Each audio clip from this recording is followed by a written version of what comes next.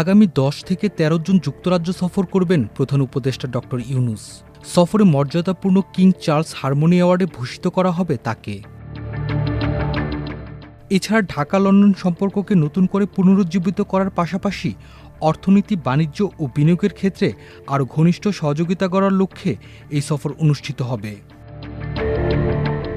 পররাষ্ট্র মন্ত্রণালয়ে বুধবার এক ব্রিফিংয়ে ভারপ্রাপ্ত পররাষ্ট্র সচিব রুহুল আমিন সিদ্দিকী এই তথ্য জানান।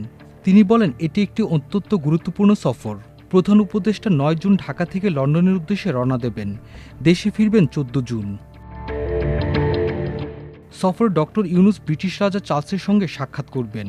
দ্বিপক্ষীয় বৈঠক হবে দেশটির প্রধানমন্ত্রী কিয়ার স্টারমারের সঙ্গেও। এসবের বাইরেও বিভিন্ন কর্মসূচি রয়েছে ডক্টর ইউনূসের। লন্ডনে বাস করছেন বিএনপির ভারপ্রাপ্ত চেয়ারম্যান তারেক রহমান। ডক্টর ইউনূসের সফরে তারেক রহমানের সঙ্গে বৈঠক হবে কিনা এমন প্রশ্নের জবাবে রুহুল আলম সিদ্দিকী বলেন, প্রধান উপদেষ্টা তার যে কর্মসূচি উল্লেখ করেছেন সে অনুযায়ী এই বিষয়ে কোনো তথ্য নেই। এদিকে ডক্টর ইউনূসের যুক্তরাজ্য সফরকে সামনে রেখে লন্ডনে আসছেন শেখ হাসিনা পুত্র সজীব ওয়াজেদ জয়। বাংলাদেশে নিষিদ্ধ আওয়ামী লীগ লন্ডনে প্রধান উপদেষ্টাকে কালো পতাকা প্রদর্শন এবং বিক্ষোভ করার প্রস্তুতি নিচ্ছে।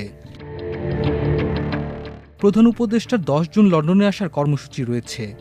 তার আগেই লন্ডনে আসার কথা জয়ের। পরে লন্ডন থেকে যাবেন ভারতে। তার আগে লন্ডনে দলীয় নেতাকর্মীদের সঙ্গে বৈঠক করবেন জয়।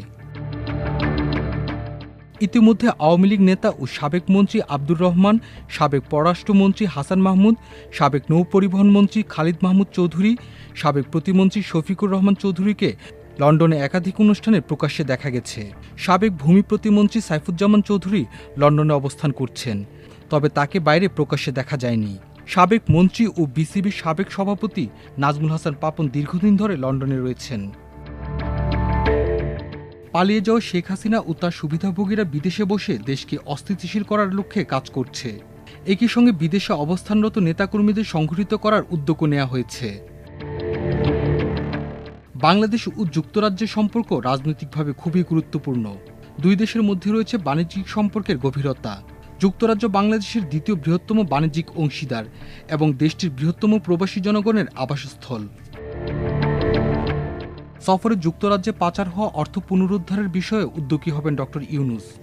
বাংলাদেশ ব্যাংকের গভর্নর আহসান এইচ মনসুর জানিয়েছেন, যুক্তরাজ্য সফরের সময় পাচারকৃত অর্থ ও সম্পদ ফিরিয়ে আনার চেষ্টা করবেন প্রধান উপদেষ্টা।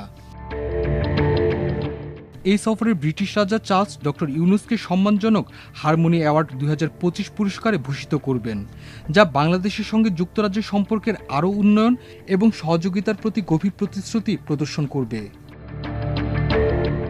মাল্টিমিডিয়া ডেস্ক, আমার দেশ।